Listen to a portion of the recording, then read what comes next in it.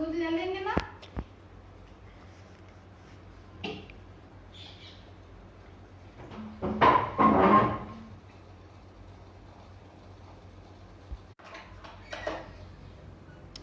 Hello everyone. Thank you for joining this live video for PM Yuva Yojana. And my name is Vasudev. I am a social entrepreneur having an enterprise called Seligram. Many thanks for the organizers and the team of PM Yuva for calling me here for this live video. Today I am going to talk about my journey, what I do, what is my enterprise about. I what exactly I am into and how my entrepreneurial journey made me sit on this place. And today I'm here to talk about all of that through this video. So please feel free to ask any questions on this live video. I will be answering the questions and your doubts, what you think or what you are having in your mind about entrepreneurship. So it's been 1.5 years when I started my venture called Seligram. We are a social impact for-profit company. We empower women by empowering them by their stitching skills. We train women in stitching, and then we provide them job works according to their skills. So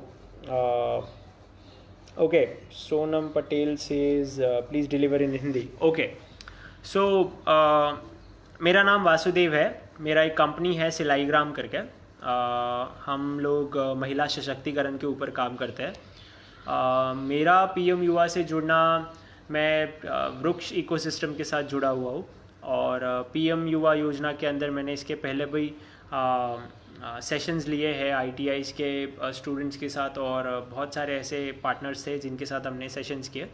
आज का session में हम लोग मेरा company सिलाईग्राम में हम क्या करते हैं, हम लोग उद्योजकता के लिए मतलब मैं कैसे उद्योजक बना और मेरा जो उद्यमी है, मेरा बिज़नेस सिलाईग्राम हम कैसे शुरू किया, इस बारे में मैं सब बात करने वाला हूँ. Please don't mind for my Hindi if I go wrong at some places. Please ask questions. हम लोग सिलाईग्राम में महिला सशक्तिकरण के ऊपर काम करते हैं. हमारा टीम अभी 115 महिलाओं के साथ हमारा टीम है.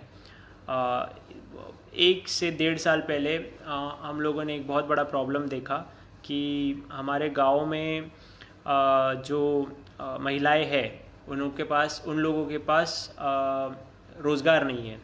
तो इस रोज़गार को कैसा लाया जाए, और गाँव में बहुत बड़ा प्रॉब्लम है मार्केट. सो इस मार्केट को कैसा बनाया जाए, तो हम लोगों ने 3 से 4 महिलाओं को साथ में लाकर हम लोगों ने बैग्स बनाना शुरू किया. तब उसी समय महाराष्ट्र ने प्लास्टिक के ऊपर, प्लास्टिक थैलियों के ऊपर बैन लाया था. तो तभी हम लोगों ने उस प्रॉब्लम को सोल्यूशन देने का प्रयत्न किया. तब हमने कपड़े से बैग बनाना शुरू की. तब फर्स्ट ऑर्डर हम लोगों को 100 बैग्स के लिए मिला और वहाँ से हमारी जर्नी शुरू हुई. तो आज फ्रॉम उस एक 100 बैग्स की ऑर्डर से आज हमारा कंपनी 115 महिलाएं मेरे कंपनी में काम करते हैं. हम लोग वेस्ट कपड़ों को अपसाइकल करके, जो गारमेंट फैक्ट्रीज़ में कट पीसेज और ये सारी चीज़ें निकलती है, उसको हम अपसाइकल मतलब उसको यूज़ करके कुछ ऐसी चीज़ें बनाते हैं जिसको हम फिर से मार्केट में ला पाए. तो हम लोग वेस्ट कपड़े से थैलियाँ बनाते हैं जो कॉरपोरेट्स और रिटेल स्टोर्स में जाते हैं और वहाँ पर लोग उन थैलियों को फिर से रीयूज़ करते हैं. ये कपड़ा नया ही है. प्रॉब्लम ये है कि टेक्सटाइल इंडस्ट्री में जो ये छोटे छोटे कट पीसेस बच जाते हैं तो उसका हम क्या करें. तो हम लोगों ने उस वेस्ट को सोल्यूशन देने का प्रयत्न किया है कि हम उस वेस्ट को अपसाइकल करके हमने उन वेस्ट की बैग्स बनाना शुरू की. तो 1.5 साल पहले जब हमने 100 बैग से शुरू किया था, आज 115 महिलाओं के साथ हम लोग हर महीने की 25,000 बैग मैन्युफैक्चर करते हैं. इसमें बहुत बड़ा सपोर्ट है वो कि मेरे पेरेंट्स का. मेरी मदर, मेरी माताजी पिछले 17 वर्षों से वहाँ की लेडीज़ को सिलाई के लिए ट्रेनिंग्स देते रहती है, मतलब ट्रेनिंग्स देते आ रही है। बट बहुत बड़ा प्रॉब्लम ये था कि इनको ट्रेनिंग देने के बाद रोज़गार कहाँ से मिलेगा। तो इस रोज़गार के लिए हमने फिर मार्केट ढूंढना शुरू किया, और जैसे ही पता चला कि महाराष्ट्र में प्लास्टिक बैन है, तो बैन होने के बाद उसका अल्टरनेटिव इतना इजीली अवेलेबल नहीं है। आप अगर नया कपड़े में बैग बनाने जाओ तो वो बैग का कीमत इतना होता है कि जिससे सामने वाला उस बैग को ख़रीद नहीं पाता है। तो हम लोगों ने वेस्ट, या तो जिसको बोलते हैं लेफ़्ट ओवर मटेरियल्स, जो गारमेंट फैक्ट्रीज़ में बच जाता है, हम उससे बैग बनाना शुरू किया। तो वहाँ से शुरू होने के बाद आज हमारी कंपनी सिर्फ बैग्स ही नहीं, अपैरल्स, कुर्ता, कुर्ती, शर्ट्स, इन सारी चीज़ों का भी मैन्युफैक्चरिंग हमने शुरू किया। तो जब मैं इस कंपनी की शुरुआत की तो तब मेरा उम्र 19 साल का था। आज आई एम 21 एंड सो अभी हम लोग ये विचार कर रहे हैं कि हम इसे और आगे कैसे बढ़ाया जाए। हमें लॉकडाउन जैसे चीज़ों के वजह से, मार्केट कम होने के वजह से, हमने उसका भी एक एडवांटेज लिया कि हम इसमें क्या कर सकते हैं। तो अब हमने हमारी कंपनी मास्क्स बनाना शुरू किए हैं, जिससे कुछ एक उसका हिस्सा, कुछ मास्क हम लोगों ने police department, health care workers को भी डोनेट किया है। सो हमारा कंपनी अभी 1.5 साल में it has gone from 5 women to 150 women, and in this whole journey, इतने पूरे जर्नी में एक चीज़ बहुत अच्छी सीखने को मिली कि आपको पहले प्रॉब्लम स्टेटमेंट ढूंढना चाहिए, ना कि पहले सोल्यूशन ढूंढना चाहिए। जब हम अगर प्रॉब्लम स्टेटमेंट को समझे और उसमें से और उसको जी कर देखें, तो मुझे ऐसा लगता है कि उस चीज़ का सोल्यूशन आराम से और उस चीज़ को आगे बढ़ाने का एक राह पता चलती है। तो सेम चीज़ मैंने की कि जब हमने आसपास देखा कि हमारे नेबरहुड में हंगर का कितना बड़ा प्रॉब्लम है। आज भी लोगों को 3 टाइम का खाना नहीं मिल पाता है। आज भी महिलाएं घर में ही बैठकर काम करती है, वो बाहर नहीं निकल पाती। तो ऐसा क्या करें जिनसे उन लोगों को रोज़गार मिले? ऐसा क्या करें कि हम गाँव में इस चीज़ का मार्केट ला पाए? ऐसा क्या करें कि महिलाएं खुद को एक इंट्राप्रेन्योर, मतलब खुद को एक उद्यमी बनाने का कोशिश करें? तो हम उनको एक इंडस्ट्री का अप्रोच देते हैं कि एक गारमेंट फैक्ट्री कैसे चलती है। जो शहरों में गारमेंट फैक्ट्रीज चलती है, उसका एक हम छोटा सा एसेंस उनको देते हैं कि आप इस फैक्ट्री में काम करके देखिए, मे बी आपको भी एक मोटिवेशन मिले कि आप भी कोई गारमेंट फैक्ट्री शुरू करने का फ़ैसला लें। हमारे यहाँ पर जितनी महिलाएं काम करती है, उनका वेजेस और सैलरीज डायरेक्टली हम लोग बैंक अकाउंट में क्रेडिट करते हैं, जिससे उनको फाइनेंशियल सिस्टम्स या फाइनेंशियल रिसोर्सेज में उनको एक एक्सेस मिलता है। साथ ही साथ हम लोग उनको ये भी उनको मोटिवेट करते हैं कि आप खुद का एक उद्यमी शुरू करने का प्रयास कीजिए। आज MSME, central government, state government की इतनी सारी पॉलिसीज़ है, जहाँ पर हम लोग, आप जैसे लोग जो भी इस वीडियो को देख रहे हैं, कि आप इन पॉलिसीज़ और इन स्कीम्स को यूज़ करके आप अपना उद्यमी शुरू कर सकते हैं। जैसे कि हमने शुरू किया MSME के अंदर, PMEGP स्कीम के अंदर हमको बैंक से लोन प्राप्त हुआ, जिसमें सब्सिडी मिली। उसके थ्रू हमने नए मशीन्स लिए, उन मशीन्स को लेकर हमने काम को और बढ़ाया। तो ऐसे ही करके आप भी इन चीज़ों को करके आपका एंटरप्राइज, आपका उद्यमी शुरू कर सकते हैं, उसको बढ़ा सकते हैं। ज़रूरी नहीं है कि आपको आपका ग्रेजुएशन या कोई किसी चीज़ को कंप्लीट करने के बाद ही आपने आपका बिज़नेस शुरू करना चाहिए। अगर आपके पास प्रॉब्लम स्टेटमेंट है, आपके पास किसी एक डिफ़िकल्टी है जिसको आप आपके उद्यमी के थ्रू सॉल्व कर सकते हैं, आप आपका बिज़नेस के थ्रू उस प्रॉब्लम को सॉल्व कर सकते हैं, तो मुझे ऐसा लगता है कि आपने उस चीज़ के लिए आगे बढ़ना चाहिए। आप थोड़ा मार्केट रिसर्च कीजिए, उसके लिए गोल सेट कीजिए, उसके ध्येय सेट कीजिए कि मुझे इतने टाइम में इस चीज़ को कंप्लीट करना है, इतने समय में मुझे इस चीज़ को अचीव करना है। उसके साथ साथ उसकी इन्फॉर्मेशन कलेक्ट करना शुरू कीजिए कि कहाँ से मैं फ़ंड्स ला सकता हूँ, इस चीज़ में किस चीज़ का एक्सपर्टीज़ लगेगा। एक्सपर्ट्स का ओपिनियन लीजिए। अगर आप टेक्सटाइल इंडस्ट्री में जा रहे हैं, जैसा मैंने शुरू किया, तो तब मैंने 3-4 एक्सपर्ट लोगों से एक ओपिनियन लिया कि टेक्सटाइल इंडस्ट्री कैसा काम करता है, वहाँ पे लेबर लोगों के क्या लॉज है, क्या चीज़ें हैं, क्या मैंने उद्योग आधार बनाना चाहिए, क्या मैंने गुमस्ता बनाना चाहिए, मेरा बैंक अकाउंट क्या रोल प्ले करता है। ये सारी चीज़ों को लेकर हमने धीरे धीरे शुरुआत की। आज 1.5 मतलब 1.5 साल के बाद हमारा एंटरप्राइज आज 115 लेडीज़ के साथ हम खड़े हैं। और इन सब का जो मैं धन्यवाद देता हूँ कि मेरे साथ में जुड़े हुए सारे पार्टनर्स, मेरे पार्टनर कंपनीज़, वृक्ष इकोसिस्टम, मेरे पेरेंट्स, आज उन्हीं के वजह से ये बिज़नेस सक्सेसफुली चल पा रहा है। आज भी हमारे लॉकडाउन के अंदर हम लोग महिलाओं को घर में काम दे रहे हैं, उनको कपड़ों से मास्क बनाने का काम देना शुरू, और आज भी इतने लॉकडाउन में उनको रोज़गार मिल रहा है। साथ ही साथ हम लोग हमारे पार्टनर्स के थ्रू उनको हेल्थ इंश्योरेंस, उनको अगर किसी चीज़ का फाइनेंशियल हेल्प लगता है तो हम बैंक से लोन, इन सारी चीज़ों का हम असिस्टेंस आज भी उनको देते हैं।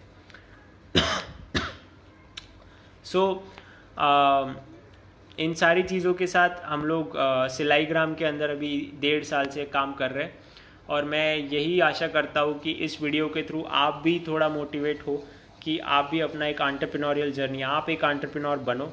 आप आपके बिहेवियर्स के थ्रू, आपके सक्षमता के थ्रू ऑलरेडी एंटरप्रेन्योर हो।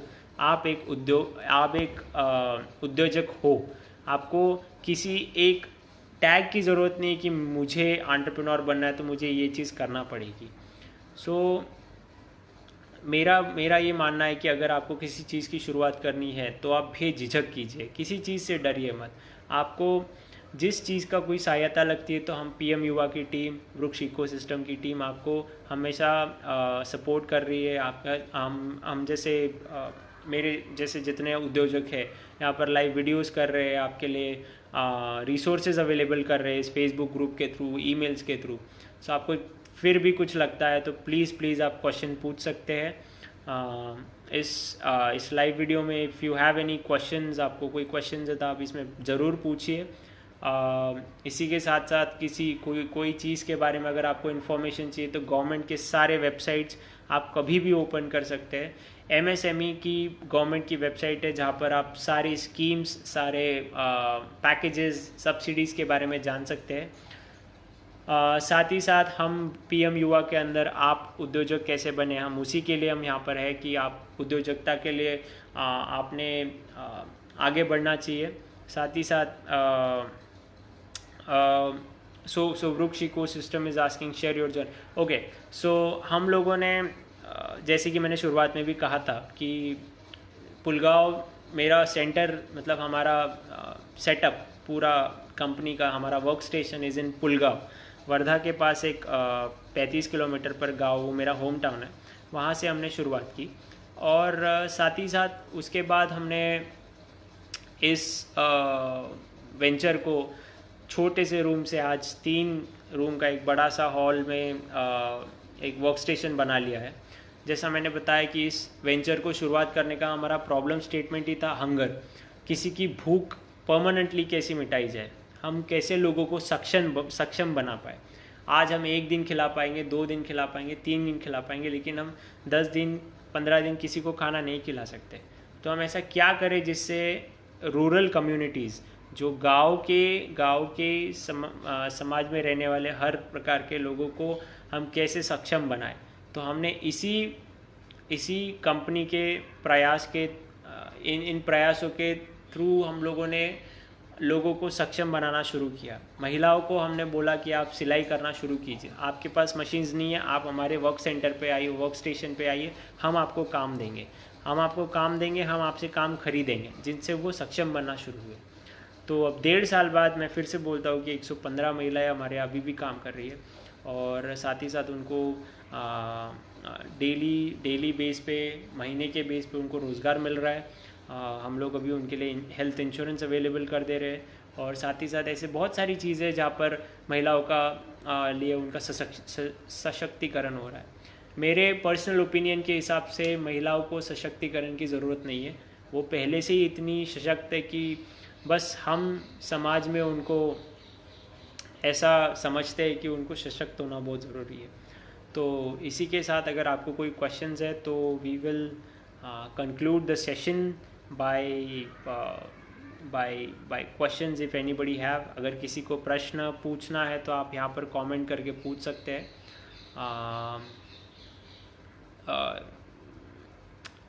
साथ ही साथ इफ़ यू वांट मी कि आपको मुझे आप चाहते होगे कि मैं किसी एक स्पेसिफिक चीज़ पर बात करूँ तो I can talk on that as well. तो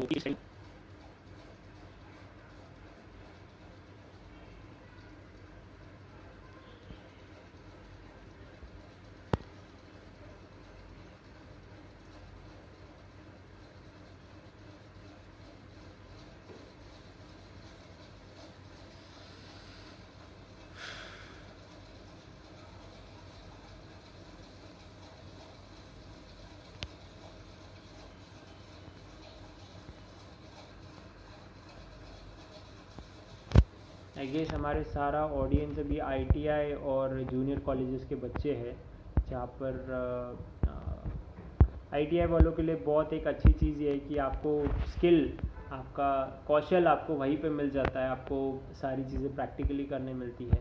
तो मैं तो आपका कौशल को यूज़ करके आप कंपनी शुरू कीजिए। आप छोटे से शुरुआत कीजिए। गवर्नमेंट आपके लिए सपोर्ट करने के लिए बहुत सारी ऐसी स्कीम्स है जहाँ पर आपको सपोर्ट कर सकती है। आप आपके टीचर्स, मेंटर्स का हेल्प लीजिए सो दैट आपको जो वेंचर शुरू करना है उसके लिए सपोर्ट मिले।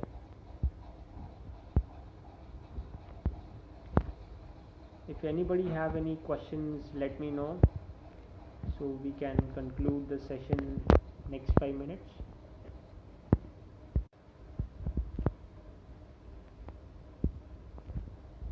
Okay, early challenges for starting your business. हमारा सबसे बड़ा चैलेंज था महिलाओं का माइंडसेट, कम्युनिटी का माइंडसेट। आपको उस चीज़ को हम बहुत बार हल्के में लेते हैं, लेकिन जब तक समाज का या आपके टारगेट ऑडियंस का आपका माइंडसेट आपके माइंडसेट से मैच ना करे तो एक वो बहुत बड़ा चैलेंज हो सकता है। दूसरा चैलेंज हमारा था फाइनेंस, थोड़े दिनों के लिए। बाद में हम लोगों को पता चला कि एमएसएमई की कितनी सारी स्कीम्स है, मार्केट हम कैसे उसमें ला सकते हैं, हम इन स्कीम्स के थ्रू लोन कैसे पा सकते हैं, और इन लोन्स के थ्रू हम लोगों ने फिर इंफ्रास्ट्रक्चर खड़ा किया, लोगों को हमने वर्किंग कैपिटल के लिए लोन लिया, जहाँ से हम लोगों ने वेजेस देना शुरू किए। साथ ही साथ फिर धीरे धीरे हमने क्वालिटी के ऊपर काम करना शुरू किया। मार्केट में एक बहुत बड़ा इंपॉर्टेंट फैक्टर है आप क्वालिटी। आप जिस काम पर आप काम कर रहे हैं, अगर उस चीज़ को आप क्वालिटी नहीं दे पाते हो तो 10 में से ऐसे 9 लोग ऐसे हैं कि आज भी वो उस मार्केट को केटर नहीं कर पाते। सो हम लोगों ने एफिशिएंसी और क्वालिटी दोनों को ऊपर फोकस करते हुए हम लोगों ने हमारे प्रोडक्ट्स मार्केट में उतारे। जैसे कि हमारा bag, how did you understand market requirement. So जैसे कि हमने बताया कि कॉज पता था कि हमको हंगर मिटाना है। साथ ही साथ दूसरा प्रॉब्लम स्टेटमेंट ये था कि हमको चीप रेट में प्लास्टिक का अल्टरनेटिव मार्केट में देना है, लेकिन वो कैसे देंगे। तो अगर हम नया कपड़े का बैग बनाने जाए तो उसका कार्बन फुटप्रिंट और प्लास्टिक का कार्बन फुटप्रिंट दोनों का सेम रहेगा, क्योंकि कपड़े में भी उतना ही पानी और एनर्जी लगता है जितना प्लास्टिक को बैग बनाने में लगता है। तो हम इसमें क्या करें। तो हम लोगों ने जब शुरुआत की कि इसमें चीपर अल्टरनेटिव है वेस्ट कपड़ा, मतलब जो कपड़ा ऑलरेडी नया ही है लेकिन वो फेंकने में जाने वाला है।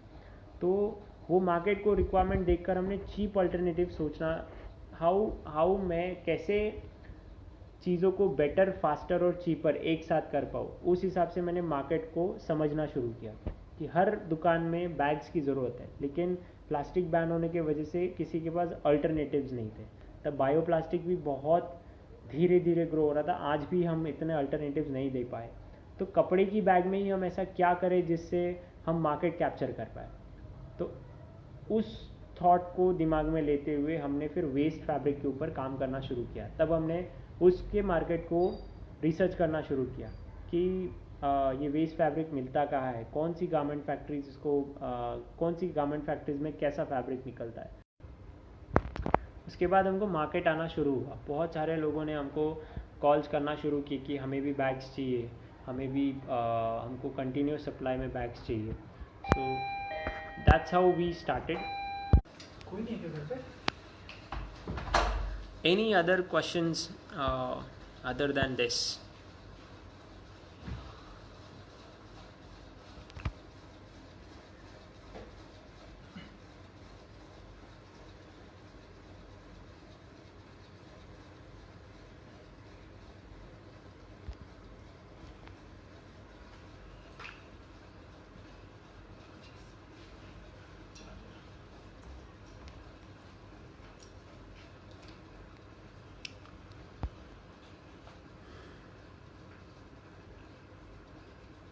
I guess there is no other questions. Thank you very much for this live session. Thank you Team PM Yuva and Brooks Ecosystem for inviting me here. If you have any other questions, I am writing my email ID down here in the comments. So let me know if you have any query to you can write me over on my email so that I can answer your questions. Thank you very much. I hope to hear from you guys again. Thanks.